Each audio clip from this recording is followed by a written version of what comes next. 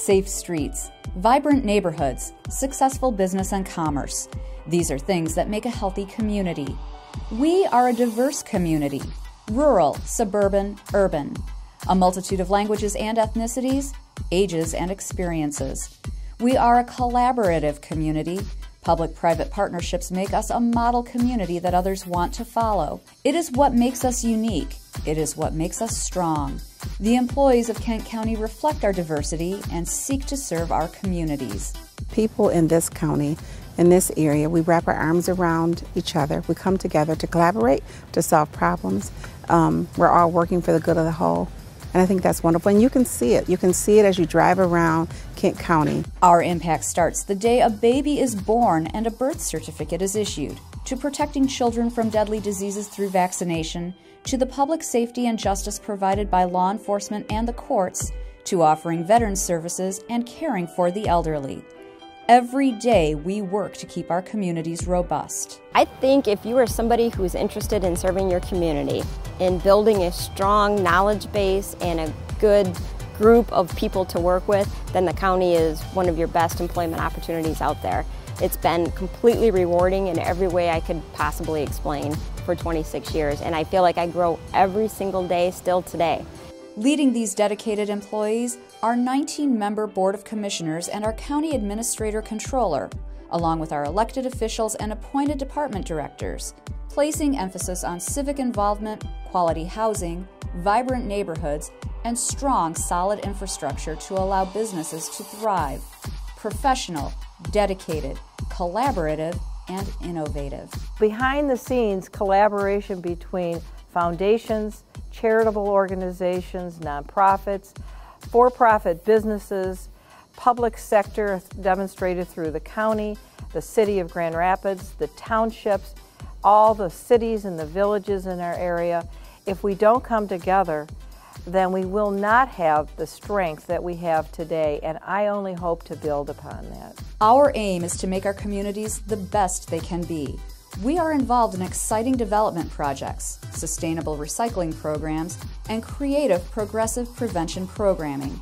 We partner with elected officials, impacting policy ideas that become great achievements. We seek opportunities to reach out into the community and offer our services to help our residents make Kent County thrive. Our relationship is solid, both from a staff standpoint at the county level as well as the Board of Commissioners, and they understand what we do and the benefits that we can do for the community, and vice versa. We couldn't do what we do without the help of Kent County. While most of us are busy running our lives, Kent County's elected officials, administrator controller, and over 1,600 employees are serving the communities where we live our lives, so we can all have a place we are proud to call home. Kent County, its life well run.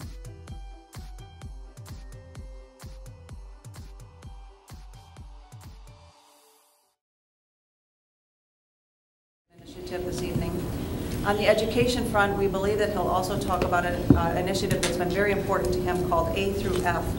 It's a transparency, it's accountability for our school systems. It is highly controversial. So whether the legislature wants to move this forward in an election year is still undecided, but we do believe that he will talk about the A through S initiative for our public school system, which is grading the schools on an A to F letter grading system. We don't have the details of plans to lay that out, but it's something that he and the Department of Education, Brian Wiston, have been talking about for a couple years, so we can anticipate some conversations of that as well. The rest of the state of the state has been kept pretty quiet. If you recall, last year the governor really didn't propose a lot of new initiatives, and we believe that will be the opposite this evening, that the governor will come out with probably several initiatives that he'd like the legislature to work on. I believe that we will be giving a briefing about one, so if there's any additional information that could pertain to the county, that we get that to you prior to the governor's State of the State address. Typically, the legislature does not do any significant legislative items prior to the governor's State of the State. They allow this to be his time to lay out the Republican initiative. However, this year it's a little different. They've already started and passed two significant pieces of legislation. First was a governor's override of the sales tax on the difference. The governor had vetoed it in December. The legislature was not happy with that veto, so they decided last week that they will override it. It was overridden very easily in both chambers. It's the phase out from 2039 to 2029. It's not a significant cost each year, but it's something that clearly was very important to the legislature, so they went ahead and moved forward with that. There's also conversation in which the governor probably will talk about this evening, dealing with in the federal tax code, they eliminated the $4,000 personal exemption that Michigan needs to go in and then re-implement through our legislative process. The governor has proposed, and probably we'll talk about this evening, increasing that to $4,500 personal exemption. The Senate last week had the initiative, and they moved it to $5,000, and they plan to move either this week or next week an additional $500 credit for those individuals that care for the elderly or children. It would be an elderly child tax credit of $500 in addition to that. And that is a phase-in up to 2021. The House plans to move legislation, I think, beginning tomorrow, with their version, which would move that personal tax exemption up to $4,800 and then offer a $100 tax credit to senior citizens. So we have 3 different versions. They'll probably have to resolve it through a conference committee, come with a price tag of somewhere upward of $200 to $250 million each year when fully implemented. But those are the issues that are moving very quickly through the legislature. Following the State of the State, the governor plans to outline his budget address, which will be delivered February 7th. The Revenue Estimating Conference a couple weeks ago indicated that there's very little growth, probably 1.8% growth in the budget for this year as well as next year. So while we're making some progress, there's not going to be a whole lot of new money for some of these projects. We do have the legislature as one of their priorities getting rid of the driver responsibility fees, and those could come at a huge cost as well, upwards of $600 million, depending on how it will be implemented. But it's clearly a priority for both the House and the Senate. The difference is how aggressive they want to be and how expansive they want to be is when they get rid of that. But that will be a cost to the state as well. So there are a lot of initiatives that the legislature is working on. Not necessarily the money is not following that. So we'll have to see how they make those resolutions amongst themselves. But those are the initiatives that are going on in the next couple. I'd be happy to answer any questions that anyone might have. Any questions for Becky today? Commissioner Kevin. Thank you, Chair. Morning, Becky. Yesterday I heard about that the DEQ is working on rewriting solid waste, the Act 451. Can you give any context to that? What I heard was that they're relying on solid waste haulers and recyclers to help write that rewrite. Can you offer any other? I don't have any significant detail. I believe there was a very extensive work group meeting, if you will, last week. We did have one of our partners attend that meeting, so I'd be happy to get some notes and some thoughts from him and forward those on to you today. Do you know whether that work group included members of the public sector? I do not know leaders? who was included. Okay. I think it was a very large group of individuals that met. I don't know if it's the first of many or if this is just the end portion of the conversation. But let me do some homework on that and get back with you. Commissioner Womack. Yes, good morning. Good morning. Yes. Some of my constituents voters are concerned that there may be some legislation rising through the state government at the state level where millages they voted on for public school funding can now be tapped into. If some of this legislation passes through, will be able to, millages that they voted for public schools will now have access by charter schools. Is that some legislation that they should be concerned with? You are correct. That legislation did pass the Senate, but end of the year and last week the House did approve it narrowly, I believe on Thursday, with the necessary votes required, so it will be on its way to the governor. I am not aware what the governor has indicated whether he will sign it or not, but the legislature did just recently give final approval to it. Okay, thank you. All right, are there any other questions for Becky today? All right, thank you for coming. Appreciate your update. I'm sure some of us will see you tonight at the State of the State. All right, moving on to item 4, we have a presentation from Scott Gilman at Network 180. I had asked Scott to come in and kind of give us an update of what's happening with some of the funding and where we're at in the current status in light of some of these cuts. So thank you for coming. I appreciate it. Thank you. Thanks, Commissioner. And First of all, I want to thank the Commission, Wayman and Matthew, and the specifically the Network 180 board members. I honestly, I don't think that if it wasn't for the advocacy of Kent County and us working together, that we would have a public mental health system in Michigan right now, were it not for the work that all of these individuals have done over the last couple of years. Our system really has been, I don't know if under attack's the right word, but a lot of people trying to figure out a better way to make things happen, and we're all for that. So I want to start out with some disclaimers. I'm going to go fast over some stuff because it's pretty complicated. I'm in the process of writing, or we're putting our annual report together, and we're putting a supplemental to the annual report together that will expand on a lot of these things that we're talking about today. One of the problems that we've had over the last couple of years is people understanding the revenue and exactly how it works and the facts about Network 180. And so what I've been trying to do is give a consistent message about the facts about what we have done, what we haven't done, and then what is our strategy moving forward. So there is a crisis going on with the budget in our region. First fact that I want you to understand is if you talk to the state, if you talk to our elected officials, there has not been a budget cut to our region. The appropriation was as much, if not more, than in previous years. Autism funding went up, but it's after the funding left the checkbook in Lansing and started to go through all of the administrative processes. That's where we ended up with the issue that we have today. The other thing that I hear a lot when we start talking about budget issues at Network 180 is, oh, Network 180, they've hired all kinds of people over the last couple of years. And that's what their problem is about. And so here's the facts. We received a grant from the Health Endowment Fund to start a behavioral health home. This is a demonstration, a center of excellence, where we did indeed hire 14 staff, majority of their salaries funded with grants, and we renovated some space at the Fuller building, and we started that program. Those best practices will be rolled out to our community. So 14 staff were hired for that. Our board is doing a pilot on supports coordination where we're looking at a model to improve satisfaction across the entire provider network. We work with the county, a lot of people in the community to develop a children's crisis response team that started over the last year. That was a collaborative community project funded in large part by child care funds. If you remember, last Memorial, I was on the TV for 26 kids stacked up at Helen DeVos Hospital that were waiting for an inpatient psychiatric hospital bed, stacked up because we didn't have a better alternative for them. So I don't make apologies for the responses that Network 180 has made to the community. The medication clinic additions were to get meds to those kids that we could keep them in the community. Also some grants, and then the old-fashioned replacement hires. So again, yes, Network 180 has hired a lot of staff. My HR director is exhausted. So the thing that I hear a lot is, you know, this is what I hear. Scott, you're spending like a drunken sailor. Why didn't you live within your means? Why didn't you live within your budget?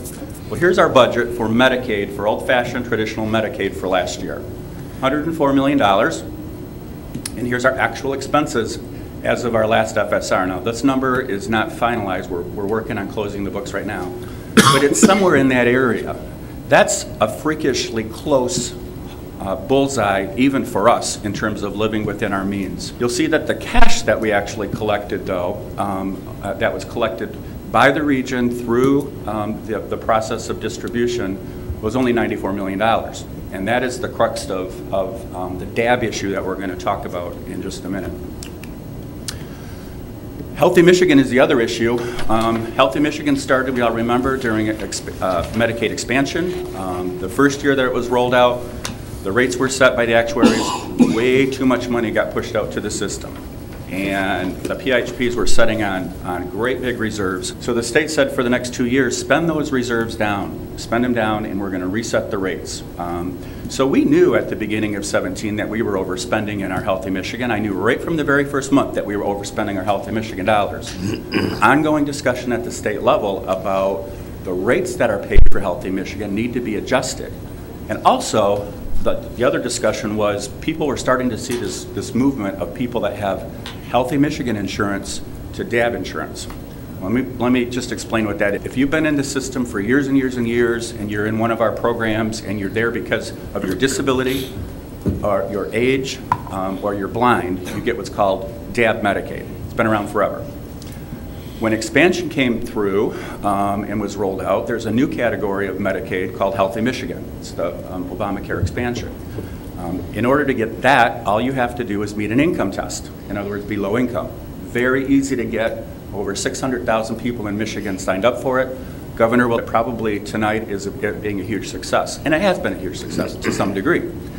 The problem that we've had is that the federal regulations state that if you're a DAB individual, you cannot be eligible for Healthy Michigan. Well, thousands of people in Michigan have transferred over to Healthy Michigan. My first approach to dealing with this topic in my advocacy was, wait a minute, this is bad. This should have never happened. And what we're realizing is, yeah, it should never happen according to the federal regulations. But for some of our consumers, the Healthy Michigan product actually has even a little bit better coverage for them. So if I have a severely disabled person that's been waiting for dental care for years and they can get dental care, great.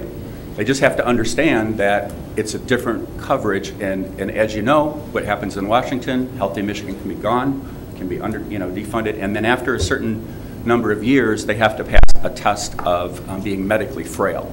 We're working through all of that in that maybe this isn't necessarily the end of the world for the individuals, as long as they're educated and they know what's happening. The problem, again, from an advocacy standpoint, is many, many people didn't know this happened to them. If you don't complete your paperwork on time and properly, the system automatically will enroll somebody in Healthy Michigan. So it's a surprise to them, and that is a big issue. But in terms of the benefit itself, it could be better for them as long as they're educated.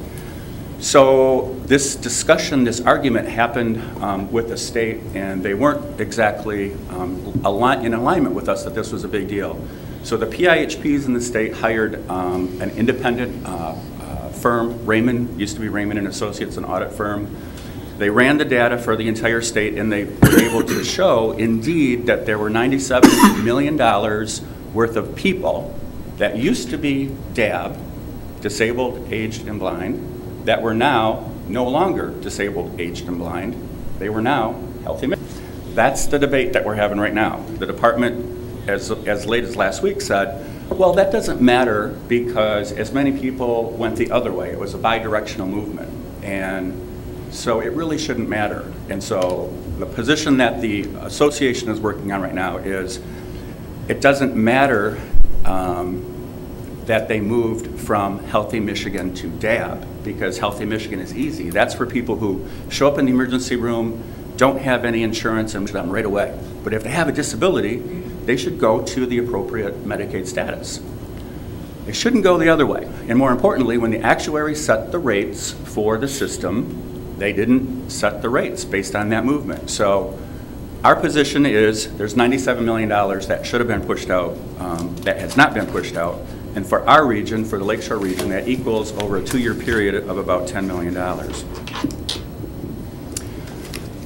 This is why it matters. Typical payment, insurance language per member per month, or I frequently use people understand schools, so on count day in schools, it's every butt in the seat.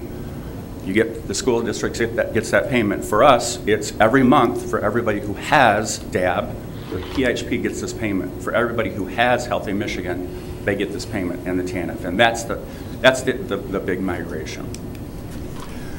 To compound our situation, there was an issue with autism, a very similar issue where the autism system was underfunded, and the state agreed and recognized it, and they fixed it for this year going forward. The problem is that it wasn't retroactive to last year, so that resulted in a use of cash at the regional level of about $6.2 million. The short story of this was, there was a lawsuit filed statewide, autism services, we were given the message, go and build autism services as fast as you can build them.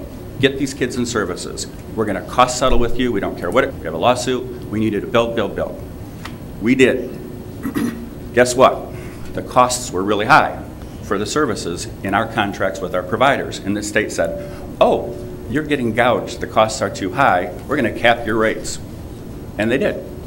$6 million out of our savings account. We in turn now have reduced our rates to our providers, who in turn have to deal with their staff and downstream. So I have these things, approximately a $10 million issue without any revenue fix at Network 180. And our region has an approximate $23 million issue that we're having to deal with because of these issues. So a quick update on what we've done. We've looked at all of the things that we can do. We're in this incredible double bind where we can't reduce services that are medically appropriate, but we have to live within our means. So we have to figure out what we can do, and unfortunately things like our staff and community benefit programs.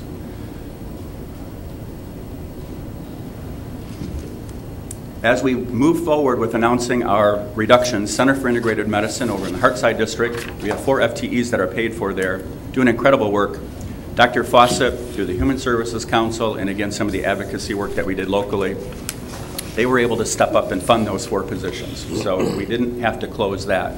And actually, if anybody knows Dr. Ken Fawcett, he went to work on this on the day he called me at night and he said, please don't act on this. Let me see what I can do. And so on the day of his bronchial thingy, Bob, I'm mental health, not physical health, they actually had a meeting in pre-op before he went in for his bronchostomy. And that night he called me and he was very excited, and I picked up the phone like 8 o'clock, like, Scott, we've got the funding, don't close the program. So it was a great example of how Kent can come together and make things happen. Unfortunately, other reductions that I had to make. And so you can see 12 administrative staff, 5 clinical staff, mostly in our access center, and then holding on the 15 positions that I have vacant, all salary, everything. I talked a little bit about the double bind. So here's the double bind that mental health frequently gets put into. The autism was another example. One of the things that we could do was close community benefit programs, and a region is only required to have 1 clubhouse. Sheldon Health, you might have seen this on the news, operated by Cherry Health.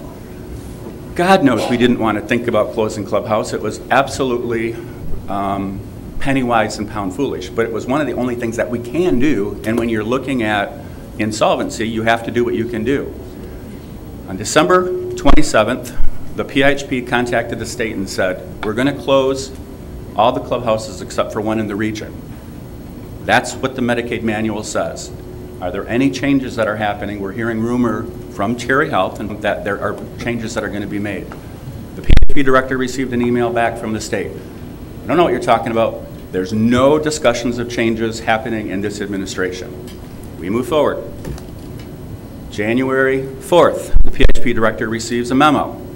You better not close any clubhouses in your region because we think we're going to be changing the rules.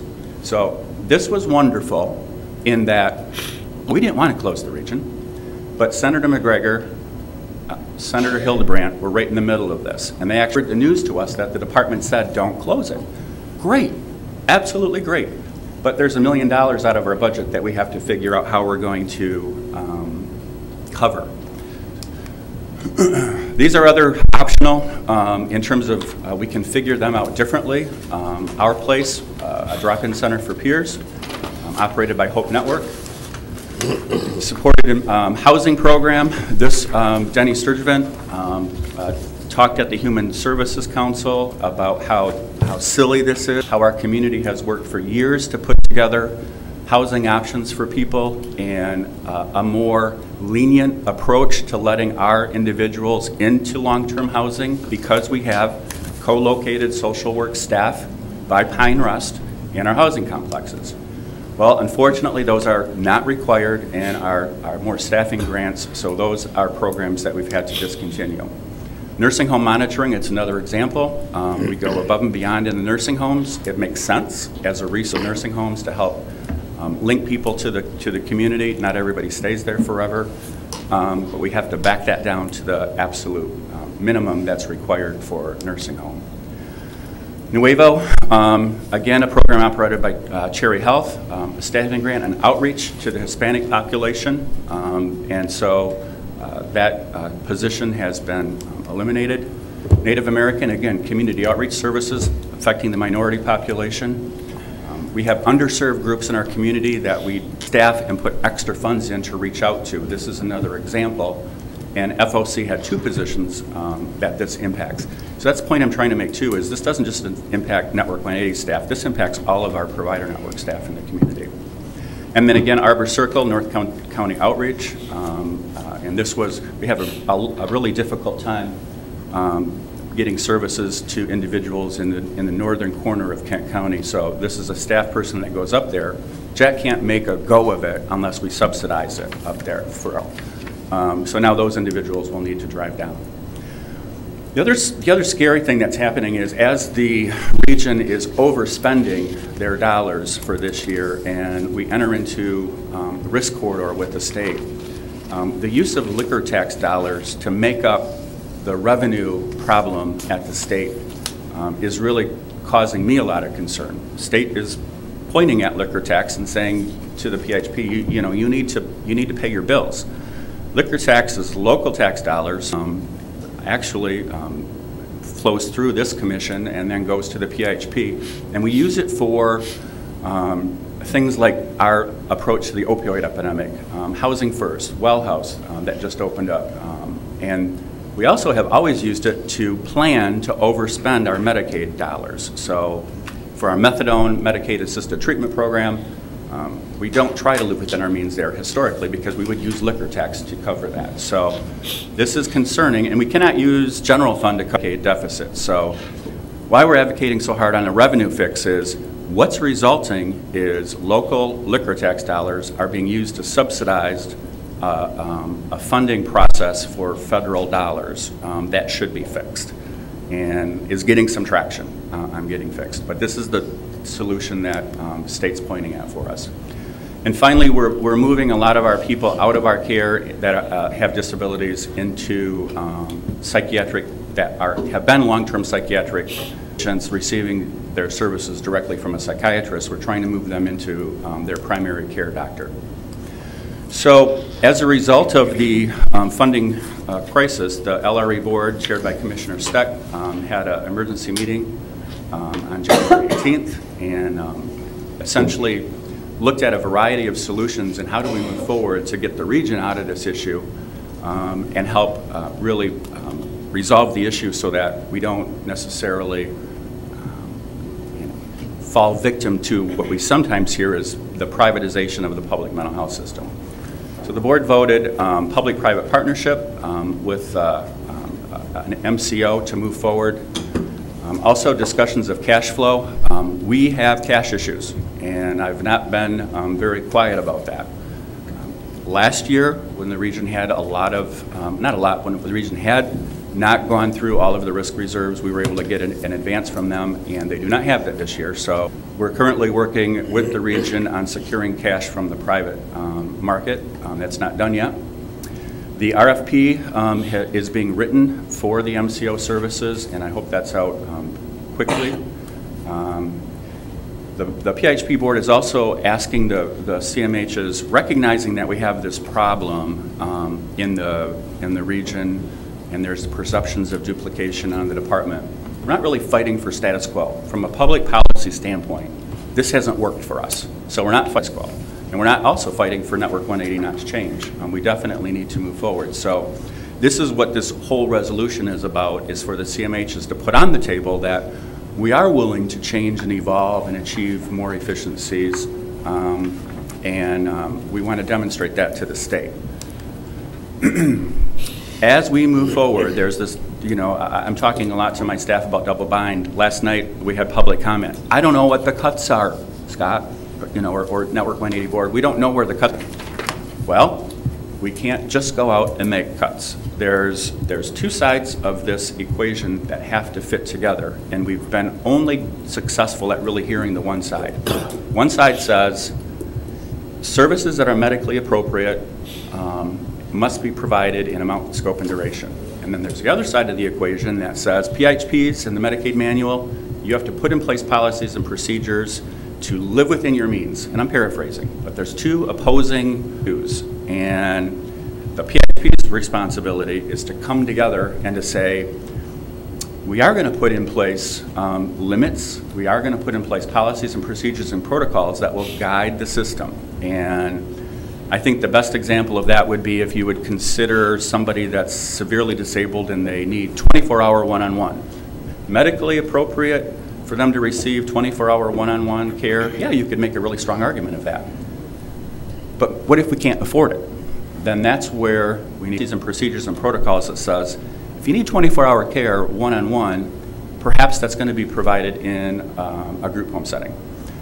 So that's the internal stuff that we're working on, and that's the double bind that we have, and that's why I can't walk out to my board and say, I'm going to shut that whole thing down that is immediately going to impact those treatment plans. It has to be more in these community benefit stuff.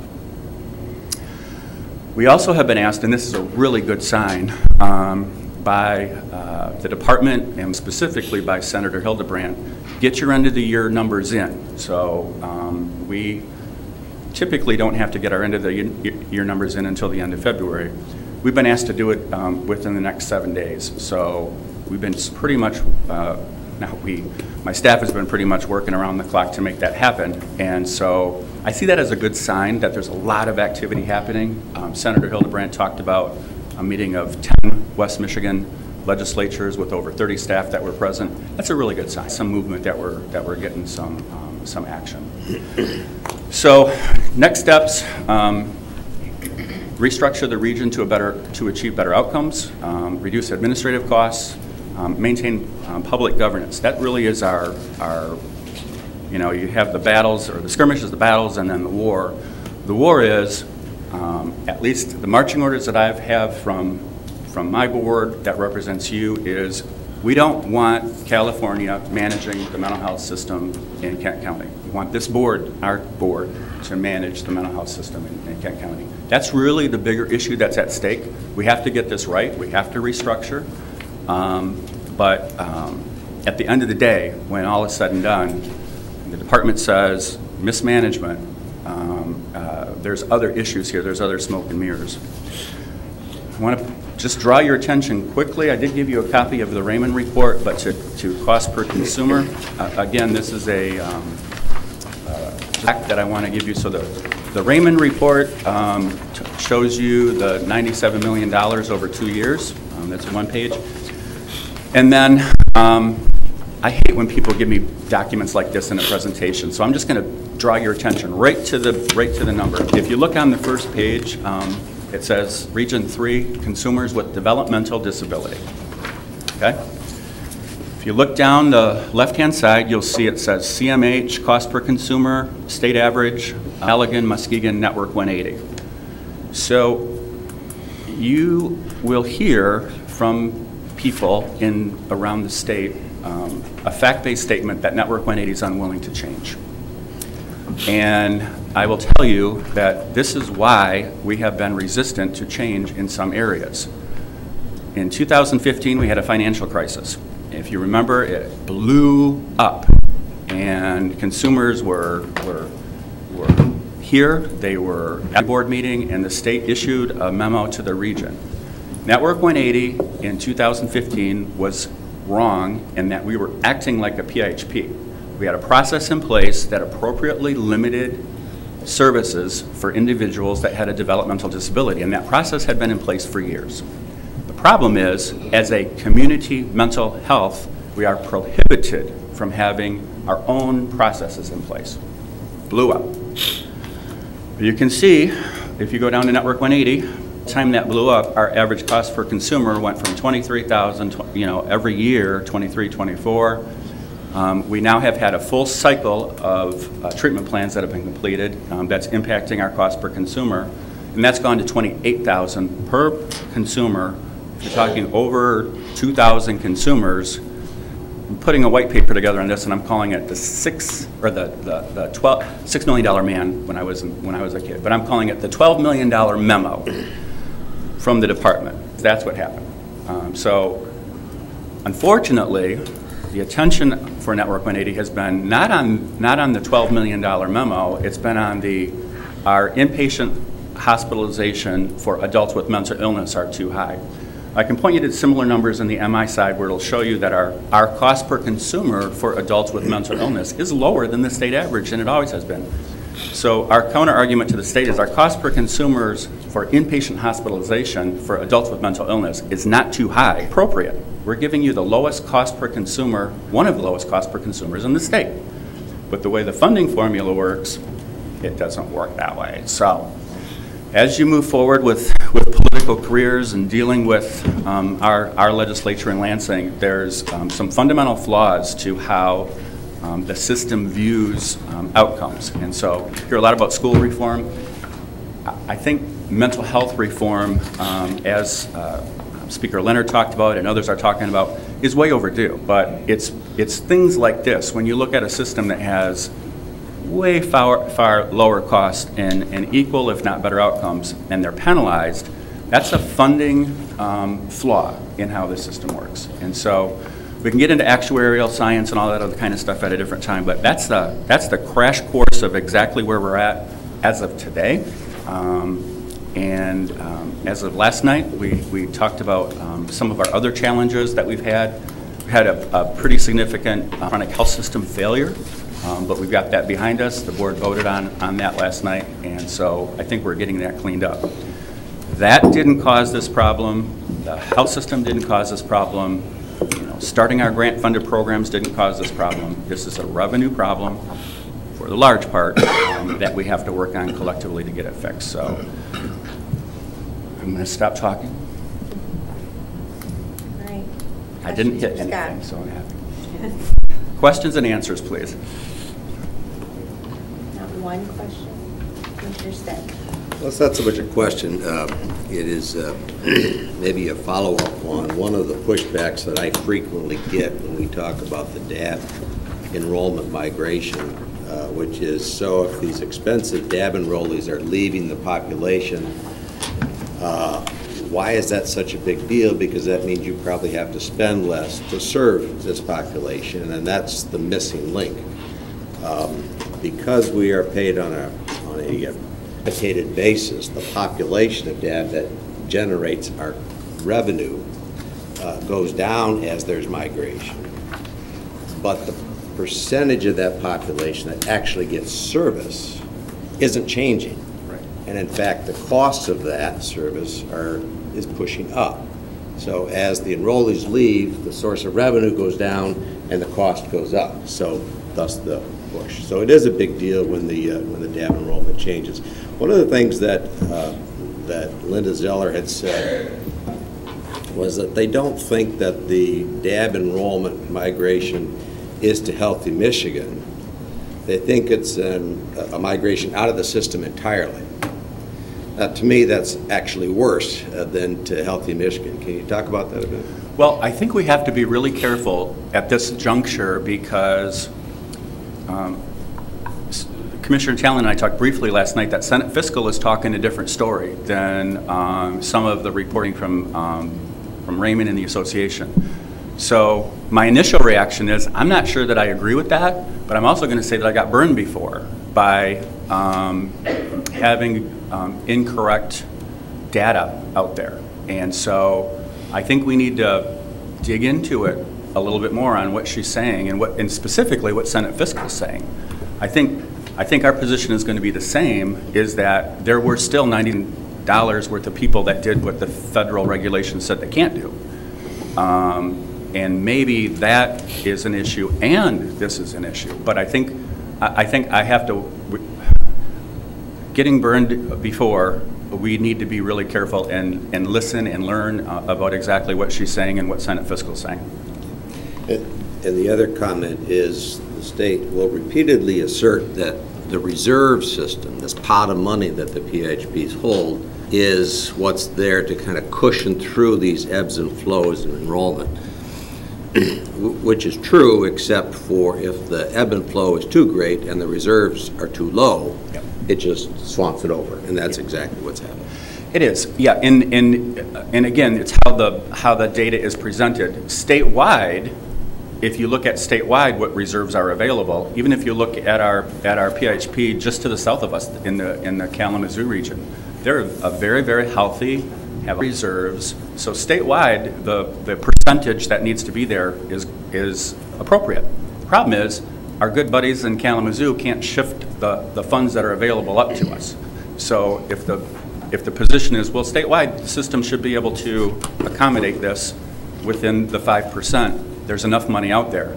That might be true, but it's not true in this region. Any other comments or questions for Scott?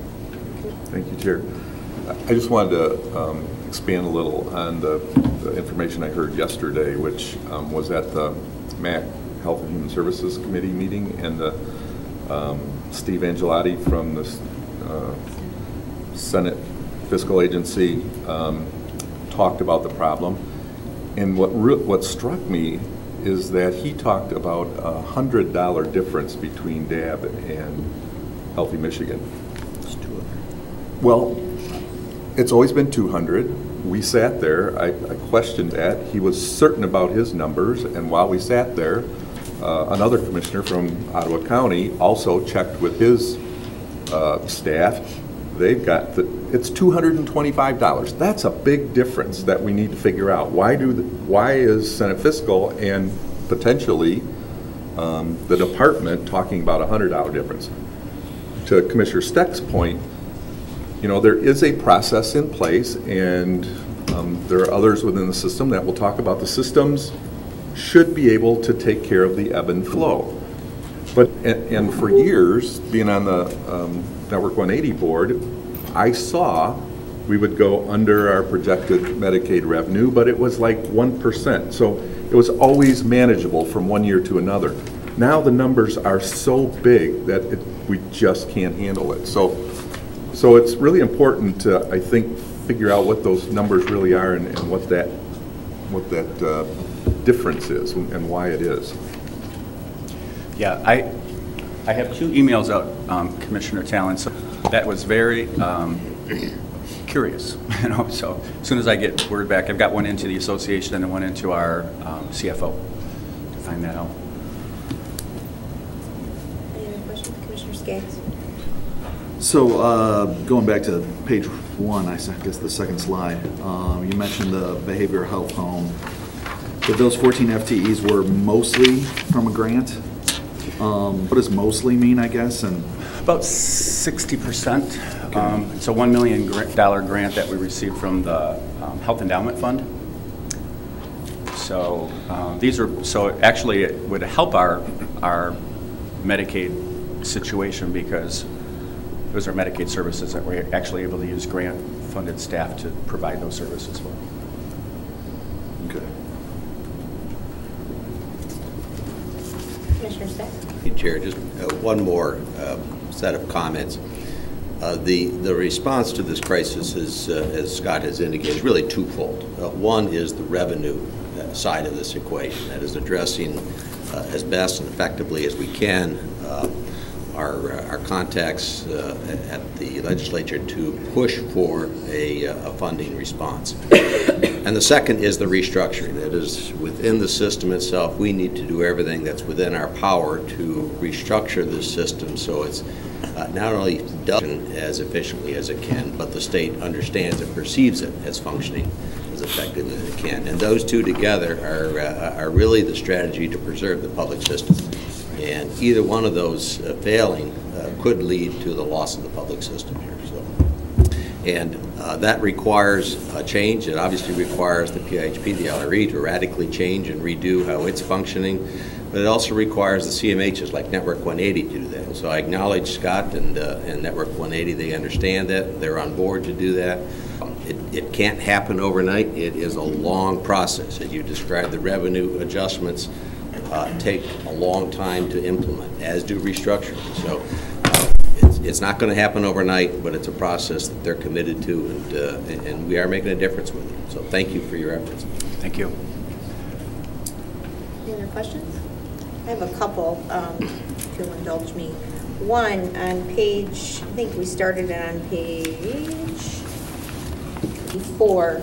I had asked, and I really appreciate you giving us specifically how many people are going to be affected in each of these areas of that we're cutting, and I appreciate that we're we're getting those. I think all of us probably up here want to be sure that, you know, those individuals that are impacted are being taken care of. How are we going to take care of them? That is my concern. Is there any way, for instance, on some of this nursing home monitoring, is that something that maybe, you know, our senior advocate up? Are there areas where maybe other groups in our community can kind of pick up these services that you know of, and do we need to reach out to them, or is there anything we can do to help in that respect? It's a really good question. I think we've been a little bit lethargic as we move forward because our different teams are working with the different providers to kind of do exactly what you're talking about. So I think the advocacy that we're getting more on the revenue side would be most helpful. The Human Services Council, the foundations have really come together, and like I said, Spectrum stepped up to the table and helped. So I think for each of these programs, with the exception of the Hispanic outreach, I think we have really good solutions. So if I can, I guess that all of the others I'm feeling pretty comfortable with. Hispanic outreach I'm not feeling so comfortable with in terms of us. So if you have thoughts or connections or ideas in that area, that would be one. But more importantly, the revenue side and making sure that there even is a public system here next year for us to figure this out with. And then my second comment, I guess I'll have an ask and a comment. You know, I worked in the legislature a long time. I have those relationships. I think we all have relationships with legislators. We need to know what's the ask.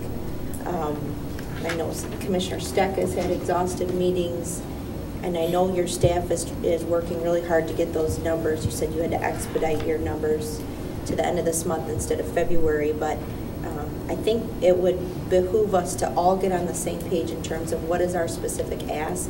We've got Becky at PAA, you know, all of us here want to row in the same direction and help.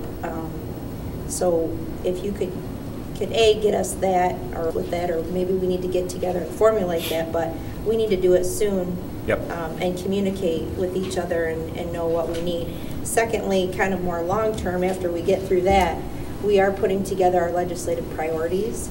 And you had mentioned, you know, there are specific reforms needed in just the way things are structured and the way things are, you know, appropriated. If you could help us kind of formulate some of those ideas, we would want to add those to our legislative priorities and want to work on that. So get through this initial hemorrhage, but long term, we want to get that fixed and help in any way we can. So. And I can address the specific ask. On the next steps, I just didn't put infusion of cash, but these are really the asks. We need a short-term cash fix. So a supplemental. Because they're working on the 19th, they're going to probably start working. I will do pop can drives. I will do whatever. But we need an infusion of cash to stabilize the system. Okay. Second thing, we need a minute to not have status quo. We're not fighting to keep the region as it is. We're not fighting to keep the CMHs as there is. So that's the second bullet. And then third thing is a clear message to the state. We get it that we've got to do it differently, but don't you dare think about giving this to a for-profit company. I think those are the three asks. Infusion of cash. Give us the time to appropriately restructure this with public governance and get that done. But I think we have a better description of that. We'll get it to you. Commissioner Skaggs. I guess to follow up on that, if I can, Chair Bolter, how infusion of cash, how much? Because I am hearing this $10 million shortfall, and I'm not great at math, but I think that the cuts here don't add up to any 10 million. Yeah. So what exactly are we talking about as a number?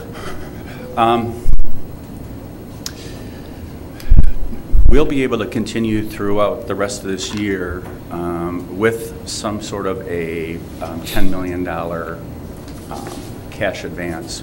So that's the planning process that we're going through right now. Is we can reduce services and revenue, we believe, will be adjusted.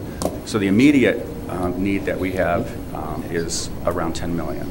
Region has a 23 million deficit, but Network 180 is not responsible for that. So the question that is on the table for the region right now is how quickly can we appropriately reduce within the Medicaid rules services to consumers using that other side of the equation that we as a PHP can live within our means and move that forward. That's a battle, you know, that we have. So specifically, Network 180, 10 million, and I think that would help the region. The other reason why we have a cash issue is this the PHP at the end of the month. I think counties have a similar issue. So when there's, you know, we're always going to have a cash issue, you know, in terms of that particular piece. And we've just always had the reserves to cover it in the past. Commissioner Pons, I'm sorry. Commissioner Ponstein? Did you have a question? Commissioner Ponstein? Do you want to go? Well, I was just going to say 10 million in the region, 90 million in the statewide, depending upon whether or not the response to the legislature is regionally or statewide. Yep. So my comment is, I think in the bigger scope of things, I just don't think mental health is a priority for the state, and that's what's got to come to a head, because at the end of the game, it's dollars. I mean, Becky was here saying they're already planning to, you know, maybe get rid of driver responsibility. That's got a price tag. They want to up the exemption. That's got a price tag. We have the infrastructure dollars that are going to be coming out of the general fund that was promised years ago. That's going to affect departments on the chain. They're only expecting 1.8% growth. It is money. But what the argument needs to be is mental health important to the state of Michigan and the legislature and the governor?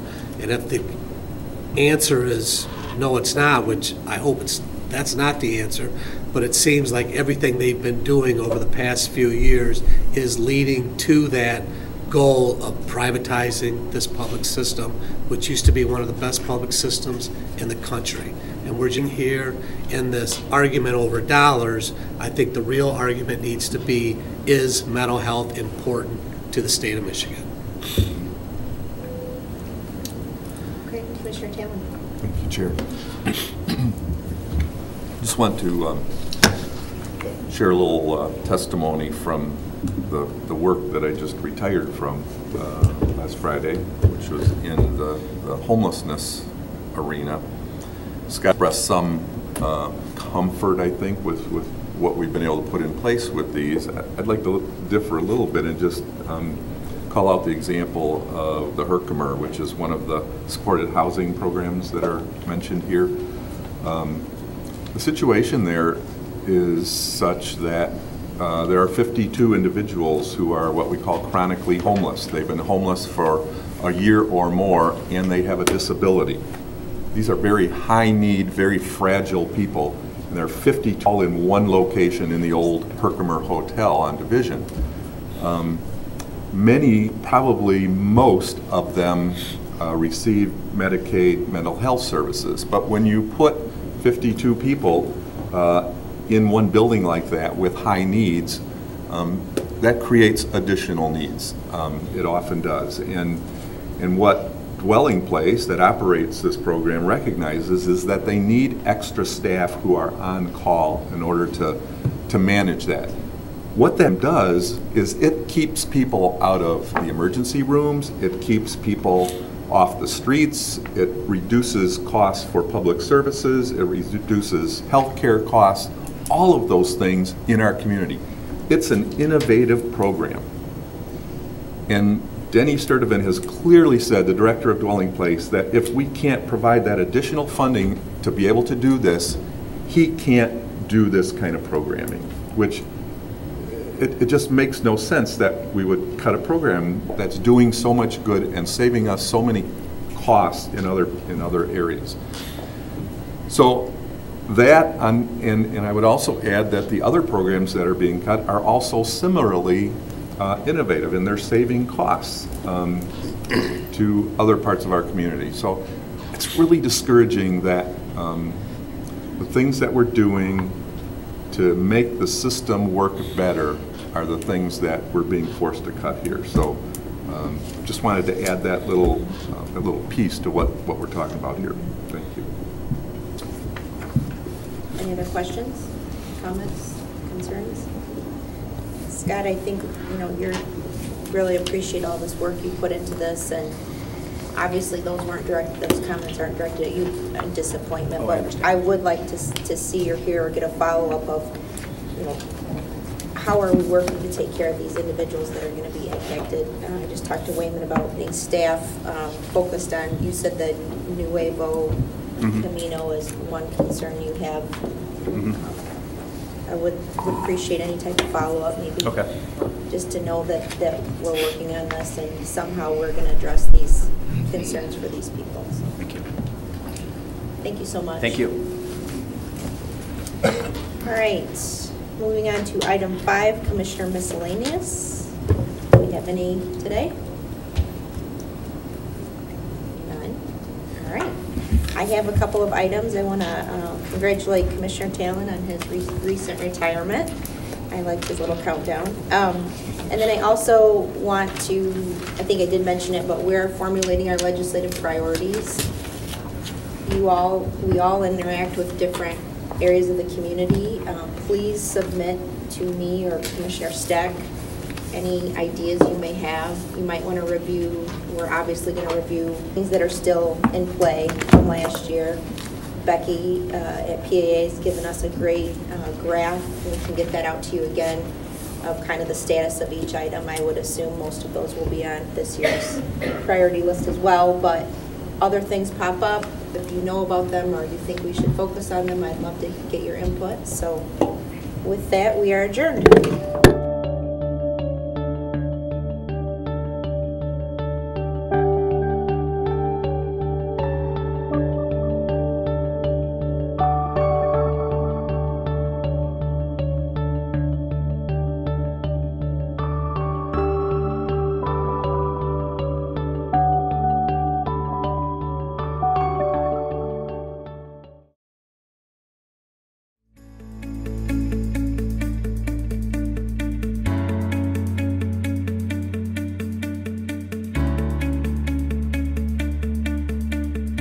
I am Kent County.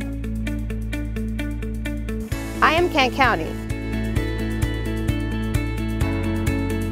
I am Kent County. We are Kent County. We are Kent County. We are Kent County. We are Kent County. We are Kent County.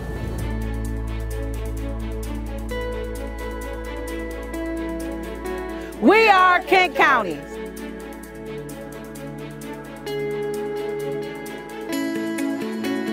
We are Kent County.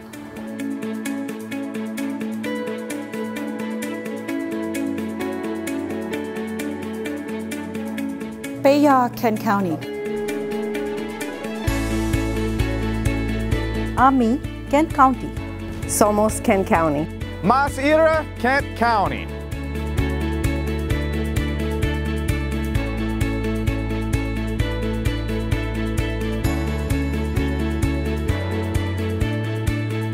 We are Kent County. We are Kent County. We are Kent County. Oh yeah.